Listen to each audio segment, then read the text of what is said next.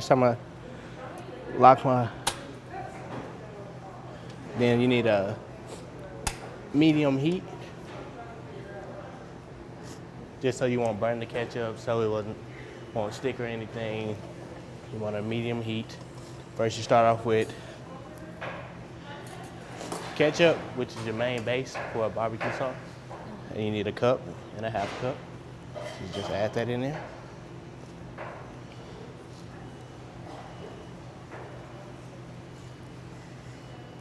Slide that to the side. Then also you need red wine vinegar. And what you want to do with that is get a liquid measuring cup, because liquid and dry ingredient measuring cups are different. So if you use a dry, you probably get more than you need or too less of what you need. So you want... That's one thing I've never thought about. You want a full cup.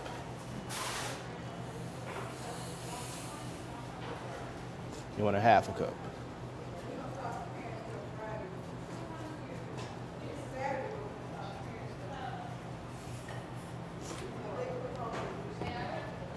To the side. Then your next ingredient that you want to add is a half a cup of water.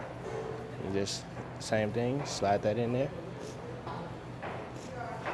And before you get to adding your dry ingredients, you want to make sure you grab the handle so you don't just throw it everywhere. Just slightly whisk that all together.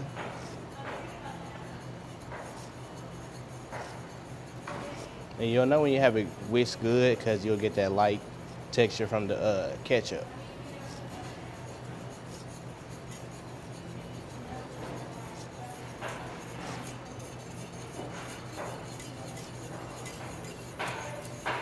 And is this like a basic barbecue sauce recipe, or is it one that... It's a brown sugar. Okay. Yeah. But with a little kick to it. Once you got that whisked good together, also Worcestershire sauce. You need a full tablespoon of that.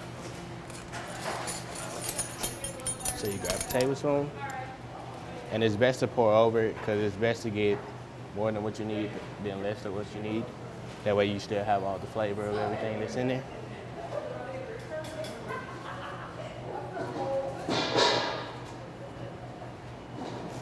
Full tablespoon. Just add that in there. All right. Next thing I'm gonna add is ground cayenne pepper. Okay. See that right there? So there's a little kick first. Yeah. What you want a full teaspoon of that.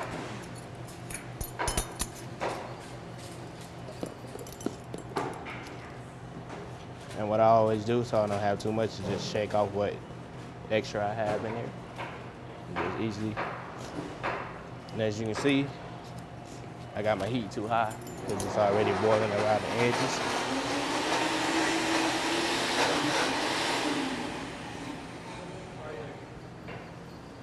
So you turn that down. Then we're gonna add ground mustard, and also the same thing as cayenne.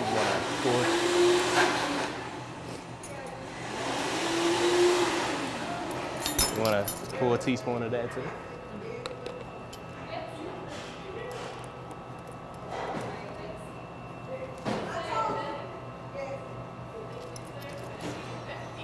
Actually, you need a 2 teaspoons.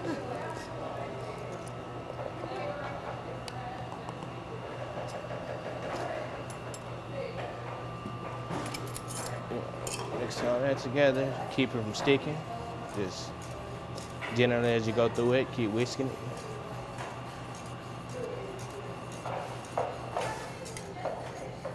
Mix all that together. Now something like this, is this like barbecue sauce you could store to like use it again? Yeah.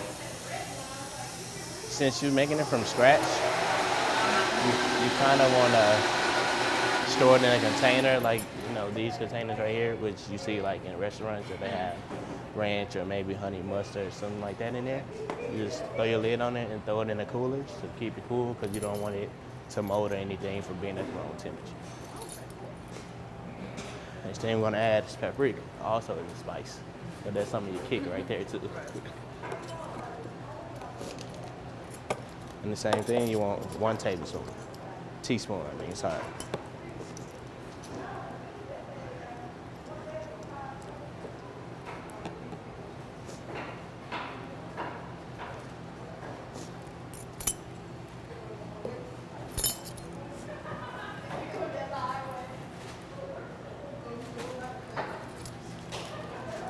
Also, some more if you keep, which is Frank's Red Hot Sauce. And what you want is just 2 dashes, nothing more, nothing less. End up being 2 big dashes.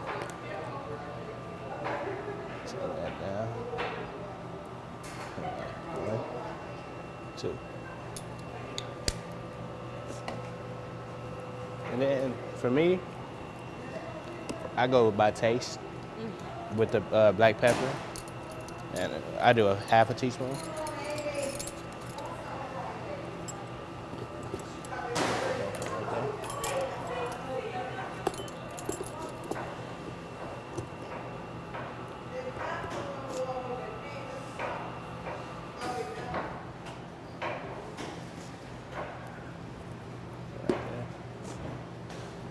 Same thing with the salt, just a 1/2 teaspoon.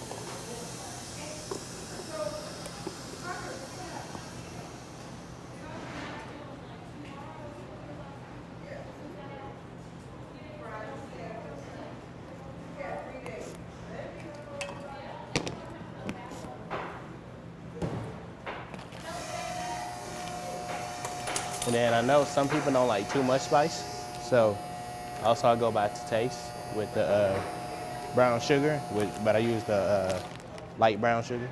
Yep. Then I do tablespoons. With the tablespoons, I do 3 tablespoons of brown sugar. That'll kind of like Contradict the kick.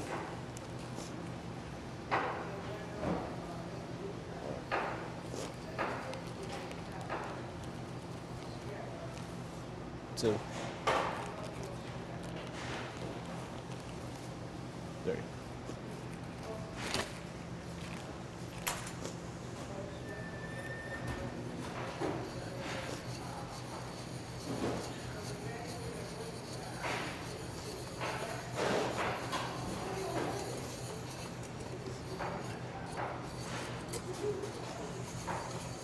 the consistency kind of change like as the time goes on. Does the consistency kind of change like as the time goes on?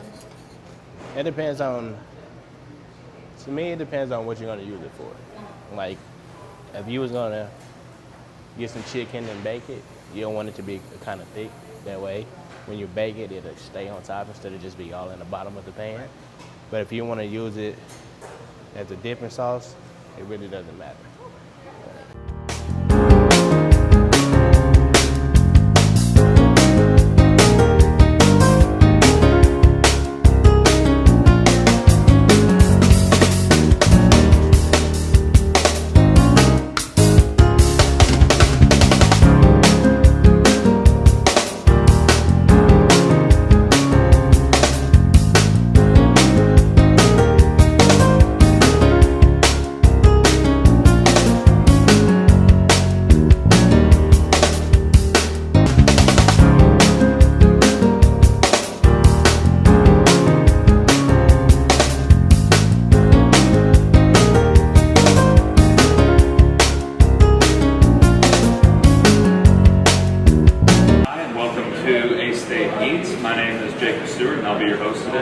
Here I am at ASU Newport with our chef, and your name is?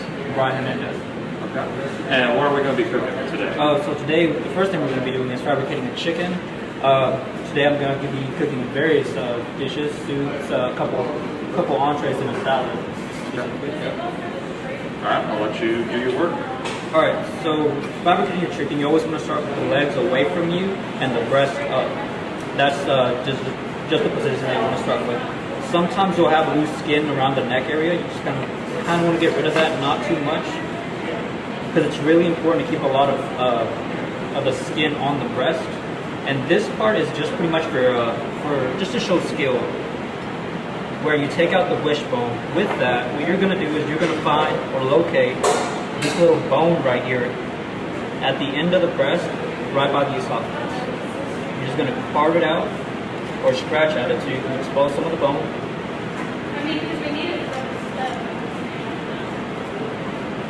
And with your fingers and a little bit of pressure, you should be able to reach back there, find a little flap, and be able to pull it out. Hopefully whole, but if not, in 2 pieces, whatever. Just as long as you get the entire thing. After that, what you want to do, this is where we're going to do an airline breast. And an airline breast is really just a breast with a wing joint still attached to it. It's really for presentation purposes, it's not really anything else. But what you start with is cutting around the chicken wing, right in between the bones, and then with the back of the knife, you want to scrape off as much of the meat from the bone as you can, just to have a clean presentation on that bone.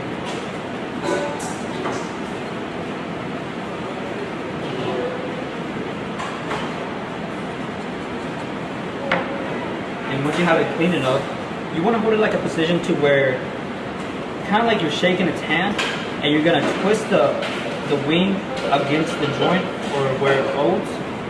And if you do it correctly, you should come out with a clean bone and a clean wing. And you're just going to do the same thing to the other side.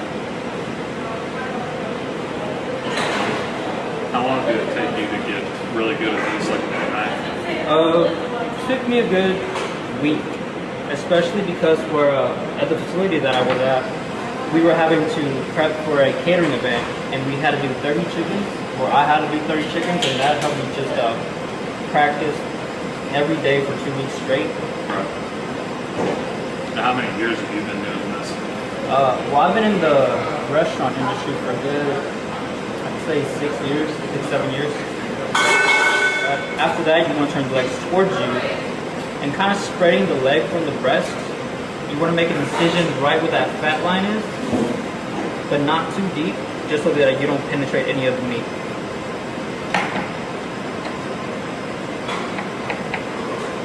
And this is just to separate the breast from or the leg and thigh from the rest of the chicken.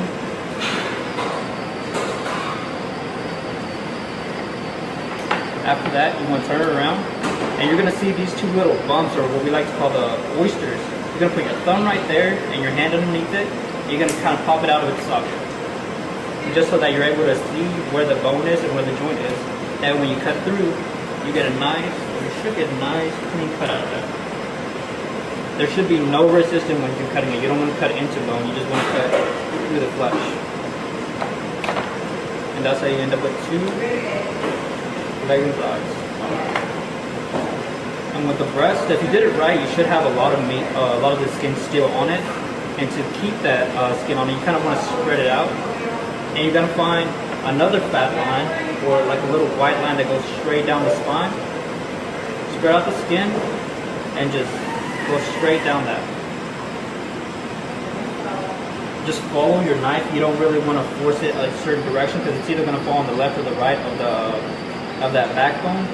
So once it already falls on one side, what you want to do is kind of spread out the breast from the bone and slowly start scraping as close as you can to the bone to get as much meat as you can off that.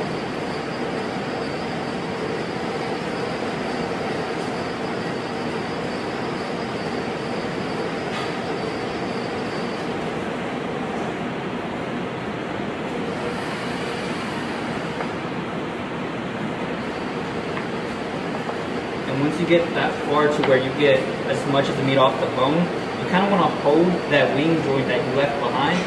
That way you don't cut it off, just for presentation purposes. And this part is kind of tricky because you have to look for the joint, but once you find it, there should be no resistance whenever you cut through it. And also there's the tender on the back of the breast. You can also rip that off. When you turn around, you should have a breast with a wing joint still attached to it, and you just do the same thing to the other side.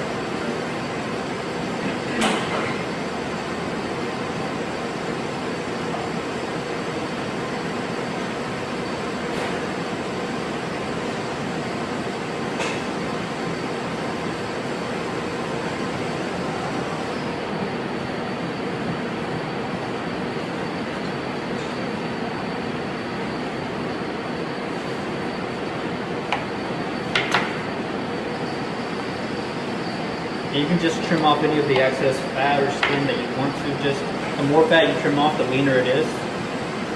And the better it looks whenever you're sauteing it or frying it, whatever you want to do with it.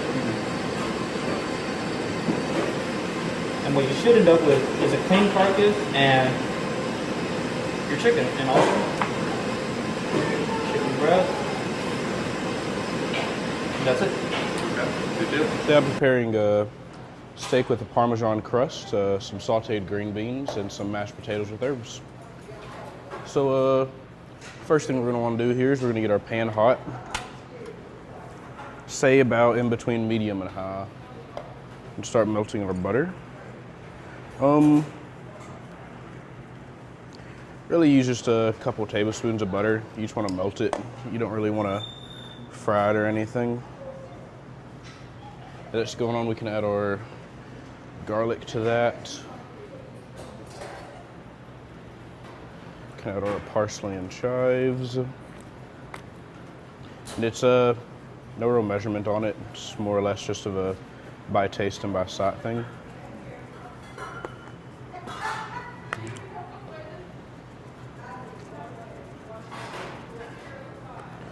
You want to keep this at least kind of low at the start because you don't want to burn any of your herbs. You really just want to melt it in with the butter so the flavor gets in with it. At the same time, you can be salting and peppering your steak. Again, it's to taste, so there's no real measurement on it.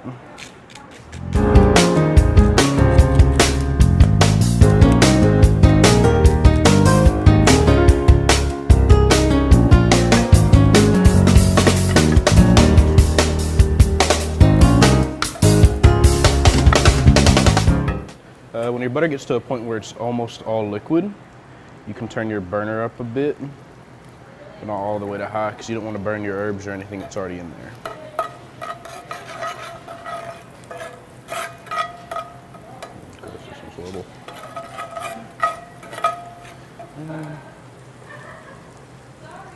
Once it's bubbling and every piece of butter is melted, you can go ahead and add your steak. Now there's no real time limit on this. Today I'll be showing you, we'll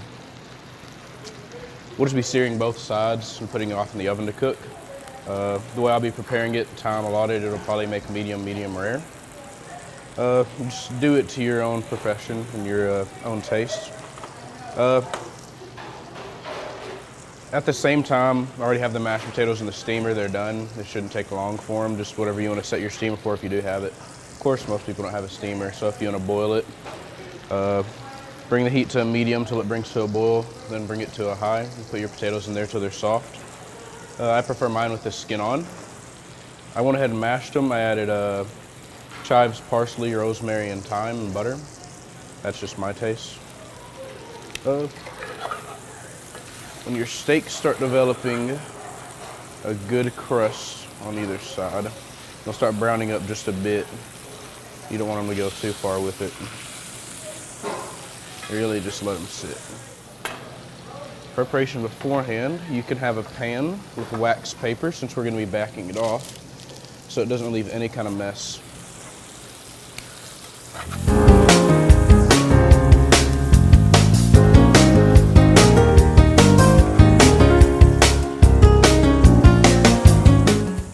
Now with the green beans, when we start cooking the green beans, there's really no seasoning to them. Just salt and pepper to taste, but I prefer to add garlic in when we're cooking it. So it shouldn't be too much of a hassle.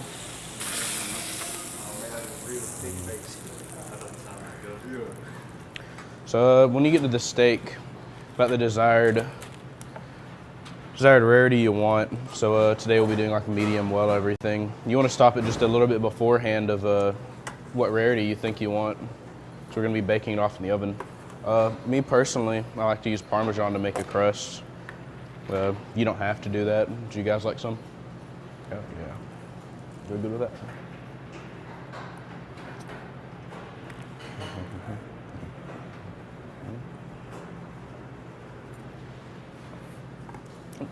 We will pop this in the oven over here. You really want to cook these to where they're soft, but they still have a crisp to them. You don't want really any mush. So it's about 5 to 8 minutes to get that desired temperature and that desired consistency. So it's really just what anyone wants to do. It's just your desired taste.